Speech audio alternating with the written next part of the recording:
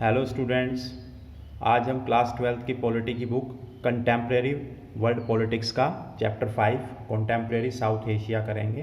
तो contemporary south Asia का मतलब समकालीन दक्षिण एशिया, इसके बारे में हम पढ़ेंगे। तो ओवरव्यू से स्टार्ट करते हैं।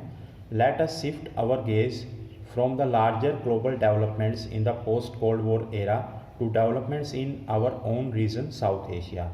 तो अब तक हमने जैसे पढ़ा कि जो कोल्ड वॉर जो ख़त्म हुई थी 1991 में सोवियत यूनियन के डिसइंटीग्रेशन के बाद में, उसके बाद क्या क्या डेवलपमेंट्स हुए पूरी दुनिया में वो हमने पढ़े। इसके बाद हम इस चैप्टर में जो हमारा फोकस रहेगा वो साउथ एशिया में क्या क्या डेवलपमेंट्स हुए उसके बारे में रहेगा। When India and Pakistan joined the club of nuclear powers, this region suddenly became the focus of the global attention. जब इंडिया और पाकिस्तान दोनों ने न्यूक्लियर पावर अचीव कर ली तो पूरी दुनिया का जो आकर्षण का केंद्र है वो इंडिया और पाकिस्तान बन गए। The focus was of course on the various kinds of conflict in this region. इसके अलावा और भी बहुत सारे संघर्ष और टकराव थे जिसके कारण जो है इंडिया या साउथ एशिया जो है वो जो है फोकस बना पूरी दुनिया का। जैसे कि pending border and water sharing disputes, यानी कि जो सीमा संबंधी यानी कि बॉर्डर रिलेटेड जो डिस्प्यूट, जैसे कि इंडिया चाइना इंडिया पाकिस्तान का चल रहा है। वाटर शेयरिंग डिस्प्यूट्स, इसमें भी इंडिया और चाइना और इंडिया पाकिस्तान का चल रहा है। Between the states of region, इसके अलावा और भी कंट्रीज़ में जो चल रहे हैं, ये सारे के सारे इसके रीज़न बने। Beside there are conflicts arising out of insurgency, ethnic strife and resource sharing. इसके अलावा और भी काफ़ी सारे कारण थे, जैसे कि जो टकराव या संघर्ष हो रहे थे, जैसे इंसर्जेंसी संघर्ष हो रहे थे दक्षिण एशिया में या फिर साउथ एशिया में काफ़ी कंट्रीज है जिनमें कि कॉन्फ्लिक्ट चल रहे हैं। ठीक है, एथनिक स्ट्राइफ यानी कि संजातीय संघर्ष चल रहे हैं। रिसोर्स शेयरिंग यानी कि संसाधनों के बंटवारे को लेकर के काफ़ी जो है उठापटक चल रही है, जैसे इंडिया पाकिस्तान में चल रही है। This makes the region very turbulent. इन सारी प्रॉब्लम्स की वजह से ये जो क्षेत्र है यानी कि साउथ एशिया है बहुत ही उथल पुथल भरा क्षेत्र बन गया है। At the same time many people in South Asia recognise the fact that this region can develop and prosper if the states of the region cooperate with each other. पर इसके बावजूद भी बॉर्डर डिस्प्यूट होने के बावजूद, water sharing dispute होने के बावजूद, रिसोर्स शेयरिंग पे डिस्प्यूट होने, एथनिक स्ट्राइफ, इंसर्जेंसी होने के बावजूद भी काफ़ी लोगों का ये मानना है कि जो साउथ एशिया है ये जो रीजन है एज ए रीजन डेवलप भी कर सकता है और प्रोस्पर भी कर सकता है। पर उसकी शर्त है कि सभी को मिलकर के चलना होगा, सभी को एक दूसरे के साथ सहयोग करना होगा। ठीक है, सहयोग करके चलना होगा। In this chapter, we try to understand the nature of conflict and cooperation among different countries of the region. इस चैप्टर में हम पढ़ेंगे कि भाई किस किस टाइप के कॉन्फ्लिक्ट हैं इनमें आपस में और किन किन एरियाज़ में ये कोऑपरेशन करते हैं, सहयोग करते हैं। ठीक है, किन किन एरियाज़ में टकराव है और किन किन एरियाज़ में सहयोग है। Since much of this is rooted in or conditioned by the domestic politics of these countries, जो टकराव के क्षेत्र हैं और जो सहयोग के क्षेत्र हैं कहीं ना कहीं घरेलू राजनीति से संबंधित हैं इन देशों की, यानी कि डोमेस्टिक पॉलिटिक्स से रिलेटेड हैं। We first introduce the region and the domestic politics of some of the big countries in the region. तो सबसे पहले तो बेसिकली रीजन के बारे में समझेंगे, साउथ एशिया के बारे में, और उसके बाद इनकी जो इन बड़े बड़े देश जो हैं साउथ एशिया में उनके घरेलू राजनीति के बारे में समझेंगे।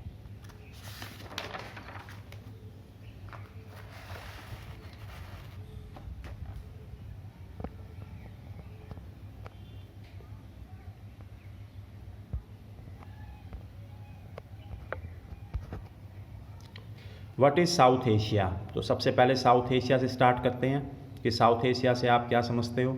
We are familiar with the gripping tension during an India Pakistan cricket match. हम सभी अच्छे से वाकिफ़ हैं कि जब भी इंडिया पाकिस्तान का मैच होता है तो कितनी सारी जो टेंशन होती है कि पाकिस्तानी सोचते हैं वो जीतें, हम इंडियन सोचते हैं कि हमारी जो टीम है वो जीते। We have also seen the goodwill and hospitality shown to visiting Indian and Pakistani fans by their host when they come to watch a cricket match. इसके अलावा जब भी हम कोई क्रिकेट मैच जो है ऑर्गेनाइज़ करते हैं इंडिया पाकिस्तान का, तो पाकिस्तान से जो लोग आते हैं इंडिया में मैच देखने के लिए हम उनकी अच्छी हॉस्पिटैलिटी करते हैं, उनकी अच्छा वेलकम करते हैं। ऐसे ही जब इंडियंस जो है पाकिस्तान में क्रिकेट मैच देखने जाते हैं वो भी हमारा अच्छा वेलकम करते हैं। ठीक है, this is symbolic of a larger pattern of south Asian affairs. और ये लगभग सभी कहीं साउथ एशिया में जितनी भी कंट्रीज है सभी जो है आपस में एक दूसरे की रिस्पेक्ट करते हैं जब भी वो एक दूसरे के कंट्रीज़ में आते जाते हैं। ठीक है। Ours is a region where rivalry and goodwill, hope and despair, mutual suspicion and trust coexist. हमारा जो क्षेत्र ऐसा है यानी कि दक्षिण एशिया एक ऐसा क्षेत्र है जहाँ पे राइवलरी यानी कि प्रतिस्पर्धा और गुडविल यानी कि किसी का भला ये दोनों साथ चलते हैं। होप यानी कि आशा और डेस्पेयर यानी कि निराशा ये भी साथ साथ चलते हैं। म्यूचुअल सस्पिशन यानी कि एक दूसरे पे संदेह या शक, एंड ट्रस्ट इसके साथ विश्वास, को एग्जिस्ट यानी कि एक तरफ आशा है तो दूसरी तरफ जो है निराशा और शक भी है और विश्वास भी है। हर तरीके से जो है ये चीज़ें चलती हैं जो ये क्षेत्र को विशेष बनाता है, खास बनाता है। ठीक है। Let us begin by asking an elementary question, what is South Asia. एक बेसिक क्वेश्चन से स्टार्ट करते हैं। पूछा है यहाँ पे कि बताइए साउथ एशिया क्या होता है। The expression south Asia usually includes the following countries. तो साउथ एशिया में लगभग ये कंट्रीज़ आती हैं जिनको हम बताएंगे। बांग्लादेश हो गया, भूटान हो गया, इंडिया हो गया, साउथ मालदीव्स हो गया, नेपाल, पाकिस्तान और श्रीलंका। ये कंट्रीज़ जो है वो साउथ एशिया में आती हैं basically. The mighty Himalayas in the north and the vast Indian ocean, the Arabian sea and the bay of Bengal in the south, west and east respectively provide a natural insularity to the region. तो जो हिमालयास है वो तो north में है ही south Asia के, उसके बाद जो इंडियन ओशियन है वो इसमें साउथ में पड़ता है, अरेबियन सी जो है वो वेस्ट में पड़ता है और बे ऑफ बंगाल इस एरिया के ईस्ट में पड़ता है। ठीक है। और इसकी वजह से ये जो क्षेत्र है हमारा साउथ एशिया बहुत ही सेफ रहता है। ठीक है। ये इसको सेफ्टी प्रोवाइड करते हैं ये, which is largely responsible for the linguistic, social and cultural distinctiveness of the sub continent. इसके अलावा सेफ्टी और सिक्योरिटी तो प्रोवाइड करते ही हैं। इसके अलावा एक चीज़ और है कि यहाँ पे जो भाषाई विविधता यानी कि डाइवर्सिटी या डिस्टिंक्टिवनेस या सोशल और कल्चरल, संस्कृति हो गया, समाज हो गया, भाषाई जो भिन्नताएं मिलती हैं, ठीक है, या विशेषताएं मिलती हैं, ये प्रदान करती हैं इसको। The boundaries of the region are not as clear as in the east and the west as they are in the north and the south. जो बाउंड्रीज हैं इस क्षेत्र की यानी कि जो सीमाएं हैं दक्षिण एशिया की वो इतनी क्लियर यानी कि इतनी बिल्कुल साफ नहीं है पूर्व में और पश्चिम में जितना कि वो उत्तर और दक्षिण में है। ठीक है। Afghanistan and Myanmar are often included in the discussions of the region as a whole. कई बार हम साउथ एशिया में अफगानिस्तान और म्यांमार इनको भी इंक्लूड कर लेते हैं। ठीक है। मतलब कई बार हम इनको भी साउथ एशिया का पार्ट मान लेते हैं। China is an important player but is not considered to be a part of the region. China एक बहुत बड़ा देश है, ठीक है, एशिया में, पर फिर भी हम उसको साउथ एशिया का जो भाग नहीं मानते, साउथ एशिया में इंक्लूड नहीं करते। In this chapter we shall use South Asia to mean the 7 countries mentioned above. इस चैप्टर में साउथ एशिया का मतलब 7 कंट्रियों से है जो हम पढ़ चुके हैं, बांग्लादेश, भूटान, इंडिया, मालदीव्स, नेपाल, पाकिस्तान और Sri Lanka. Thus defined, South Asia stands for diversity in every sense and yet constitutes one geopolitical space। वैसे तो साउथ एशिया में काफ़ी सारी विविधता पाई जाती है, डाइवर्सिटी पाई जाती है, फिर भी ये एक भौगोलिक राजनीतिक एकता को प्रदर्शित करता है, रिप्रेजेंट करता है। ठीक है।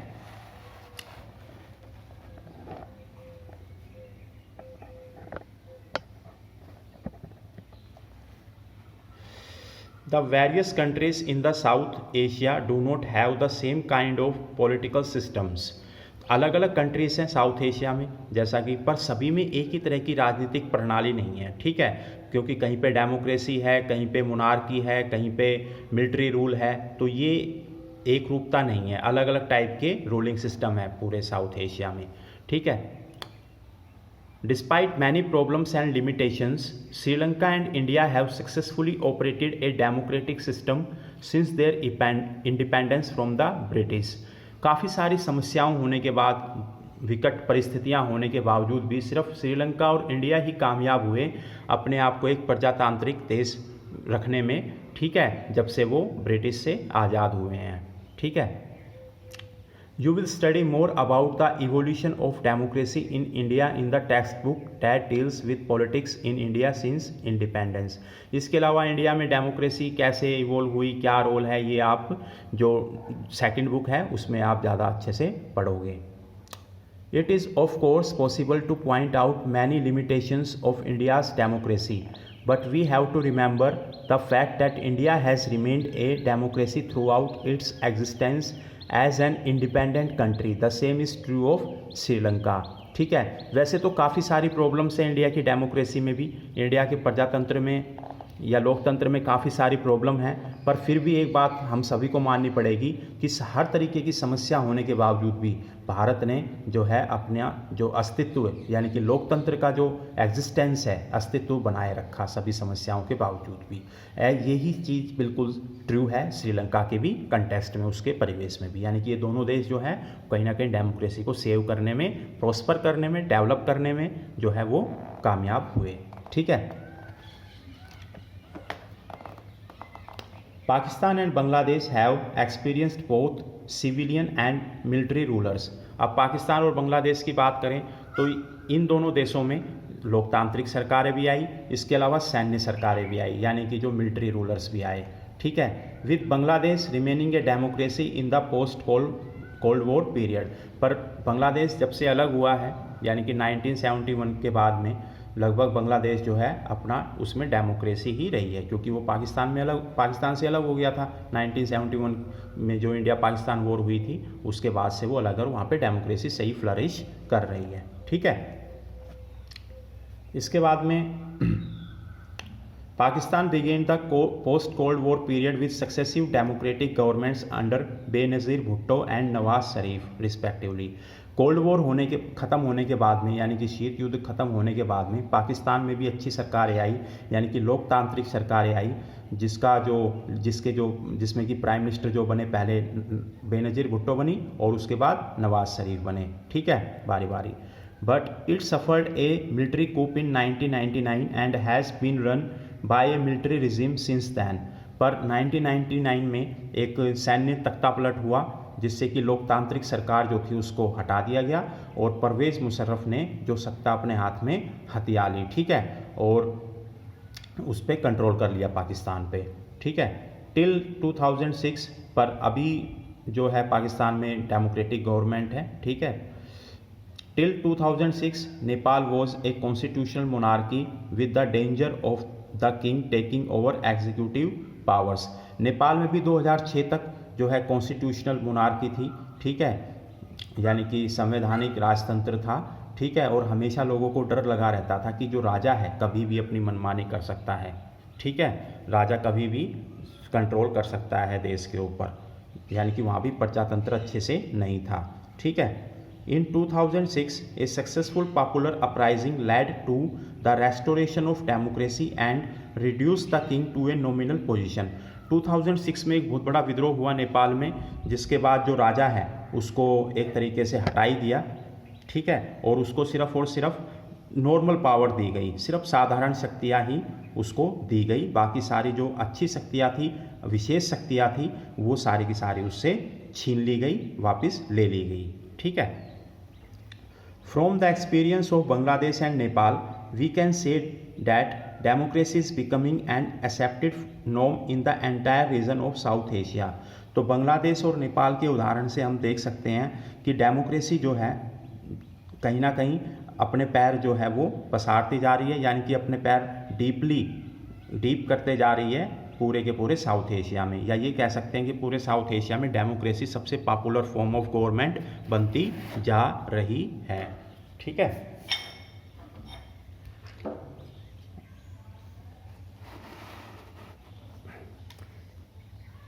Similar changes are taking place in the two smallest country of the region. ऐसे ही लगभग सेम जो बदलाव हैं वो छोटी छोटी दो कंट्रीज़ में भी हो रहे हैं. ठीक है. Bhutan is still a monarchy but the king has initiated plans for its transition to multi party democracy. Bhutan अभी भी एक राजतंत्र है पर उसने काफ़ी सारी चीज़ें इनिशिएट कर दी हैं.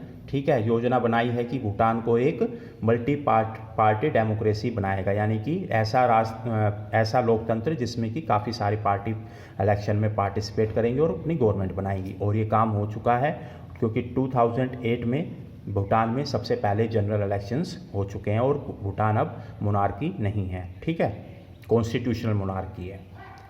The Maldives, the other island nation, was a सल्तनत till 1968 when it was transformed into a republic with a presidential form of government। अगर मालदीव्स की बात करें तो मालदीव्स जो कि 1968 तक एक सल्तनत थी, यानी कि एक राजा के अधीन थी, उसने भी अपने आप को जो है गणतंत्र बना लिया 1968 में, ठीक है, और एक प्रेसिडेंशियल फॉर्म ऑफ गवर्नमेंट वहाँ पे लागू कर दी गई, ठीक है।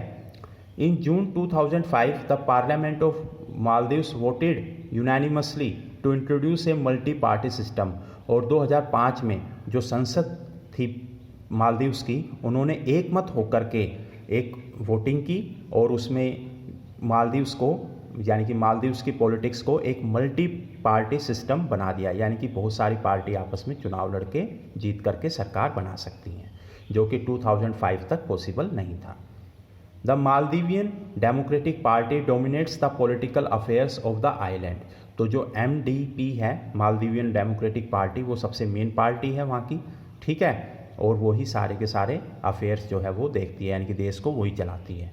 Democracy strengthen in the Maldives after the 2005 elections when some opposition parties were legalised. और 2005 के बाद वहाँ पे प्रजातंत्र या लोकतंत्र और भी ज़्यादा मजबूत हो गया, जब कुछ विपक्षी पार्टियां जो थी उनको भी संवैधानिक या फिर उनको भी कानूनी दर्जा मिल गया, यानी कि एक तरीके से मालदीव्स में पूर्ण रूप से जो प्रजातंत्र है, लोकतंत्र है, वो लागू हो गया, ठीक है। भूटान में हम देख चुके हैं और ये मालदीव्स में, ठीक है। भूटान में 2008 में हुए, उसके बाद 13 में भी हुए, तो काफ़ी सारे जो है इलेक्शंस हो चुके हैं और वो भी एक मल्टी पार्टी डेमोक्रेसी है भूटान भी, तो दोनों के दोनों जो है एग्जाम्पल है। Despite the mixed record of the democratic experience, the people in all this countries share the aspiration of democracy. तो जैसा कि हमने देखा कि इन देशों में, यानी कि साउथ एशिया के जितने भी नेशंस हैं, इन सब देशों में लगभग हर कोई लोग जो हैं कहीं ना कहीं डेमोक्रेसी को चाहते हैं, कहीं ना कहीं प्रजातंत्र को फेवर करते हैं। A recent survey of the attitudes of the people in the 5 big countries of the region showed that there is a widespread support for democracy in all these countries.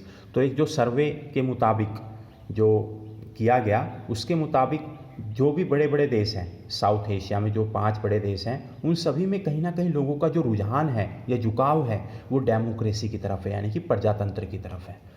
Ordinary citizens, rich as well as poor and belonging to different regions, view the idea of democracy positively and support the institutions of representative democracy.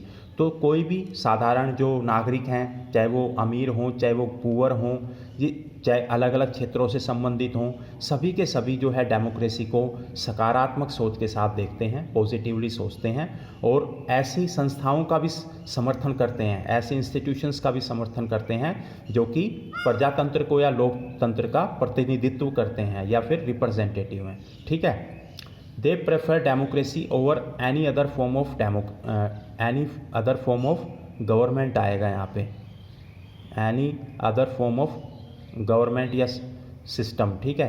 तो ये लोग जो है वो democracy को ही जो है prefer करते हैं and think that democracy is suitable for the their country. और ये भी मानते हैं कि डेमोक्रेसी उनके देश के लिए सबसे अच्छी है।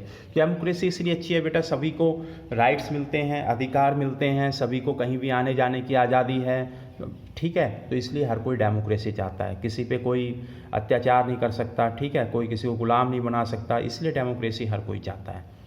इसीलिए आज दुनिया में सब हर कहीं डेमोक्रेसी है। These are significant findings, for it was earlier believed that democracy could flourish and find support only in prosperous countries of the world। तो ये जो फाइंडिंग्स है इस सर्वे से जो आया निकल करके बाहर की हर कोई डेमोक्रेसी चाहता है, इससे ये निकलता है, ये मतलब निकलता है कि ज़रूरी नहीं है कि सिर्फ प्रोस्परस कंट्रीज यानी कि जो खुशहाल कंट्री हैं या जो विकसित कंट्रीज हैं उन्हीं में ही डेमोक्रेसी सस्टेन या फ्लरिश कर सकती है। नहीं, जो डेवलपिंग कंट्रीज हैं या अंडर डेवलप्ड कंट्रीज हैं उनमें भी डेमोक्रेसी फ्लरिश कर सकती है। वहाँ के लोग भी डेमोक्रेसी चाहते हैं, ठीक है, अपने डेवलपमेंट के लिए। ये कुछ डाटा है बेटा, ये देख लेना, ठीक है।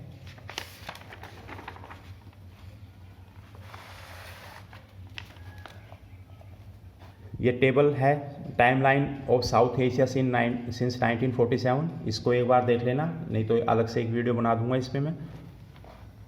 In that sense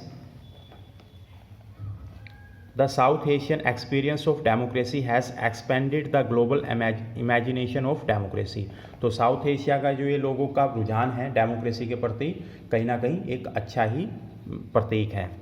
Let us look at the experience of democracy in each of the 4 big countries of the region other than India। अब हम डेमोक्रेसी यानी कि प्रजातंत्र की क्या यात्रा रही मुख्य 4 बड़े देशों में इंडिया को छोड़ करके, उनके बारे में पढ़ेंगे। यानी कि इंडिया के बारे में नहीं, बाकी देशों में डेमोक्रेसी की क्या अनुभव रहा, क्या यात्रा रही, उसके बारे में देखते हैं। तो सबसे पहले बात करते हैं military and democracy in Pakistan, ठीक है। नेक्स्ट वीडियो में बताऊंगा ये वाला टॉपिक, इससे आगे हम जो है वो नेक्स्ट वीडियो में चलेंगे। Thank you very much.